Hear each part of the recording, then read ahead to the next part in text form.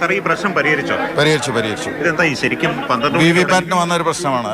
12 മണിക്കൊന്നും ആയിട്ടില്ല. ഇപ്പം ഒരു 40 മിനിറ്റിന്റെ ഡിലേ. മണിക്കൂറായിട്ട് ഇവിടെ ക്യൂ ഉണ്ട്. അത് തിരക്ക് ഈ ബൂത്തിൽ അപൂർവം തിരക്കുണ്ട്. അത്രയേ ഉള്ളൂ. അല്ല, അതിനെ പരിഹരിക്കാനുള്ള ഒരു ഇല്ല. ബാക്കി ബൂത്തുകളെ വെച്ച് നോക്കുമ്പോൾ അതേ രീതിയിൽ തന്നെ പെർസെന്റേജ് എന്തായിരുന്നു വിവിപാറ്റിനുള്ള പ്രശ്നം മാത്രം. ഞാൻ ചോദിക്കുന്നത് ഈ 3 മണിക്കൂറായിട്ട് ഭക്ഷണം കഴിക്കാതെ പ്രായമായവർ കുട്ടികളടക്കം നിൽക്കുകയാണ് ഇവിടെ.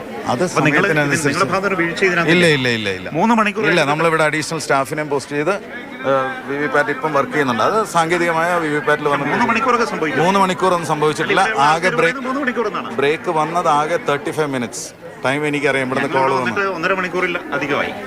വിവിപാറ്റിന് തടസ്സം വന്നിട്ട് വളരെ കുറച്ച് സമയമായിട്ടില്ല. വോട്ടിംഗ് തടസ്സപ്പെട്ടിട്ട് 3 മണിക്കൂർ തടസ്സപ്പെട്ടിട്ടില്ല.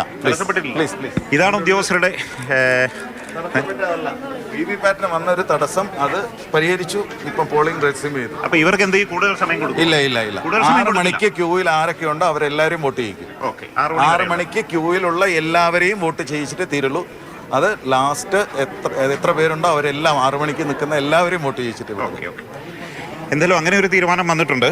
ഇവിടെ 6 മണി വരെ ആരെത്തുന്നു അവർക്ക് വോട്ട് ചെയ്യാനുള്ള സംവിധാനം ഒരുക്കും. അതോടൊപ്പം തന്നെ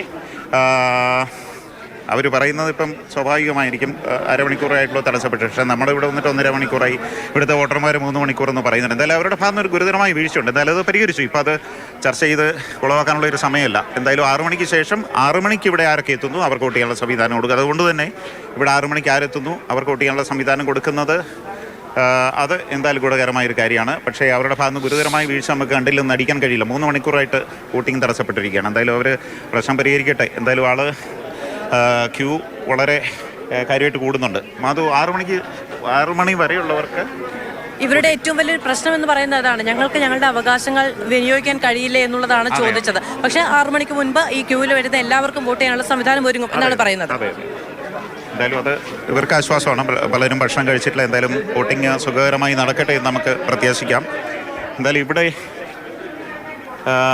ബാക്കിയുള്ള ബൂത്തുകളിലൊക്കെ കാര്യമായിട്ട് തിരക്കുണ്ടായിരുന്നു. ഇപ്പോൾ ഇവിടെ 56 അതെ സമയം നിന്ന് കഴിഞ്ഞപ്പോൾ പ്രായമായവരാണ്, അവർ മരുന്ന് കഴിച്ചിട്ടില്ല, 2-3 മണിക്കൂറായി ഭക്ഷണം കഴിച്ചിട്ടില്ല തുടങ്ങിയ ഒരുപാട് പ്രതിഷേധങ്ങൾ അവർ ഉയർത്തുന്നുണ്ടായിരുന്നു. എന്തായാലും അതിനൊക്കെ ഒരു പരിഹാരം ഉണ്ടാകുന്നുണ്ട് എന്നാണ് മനസ്സിലാവുന്നത്.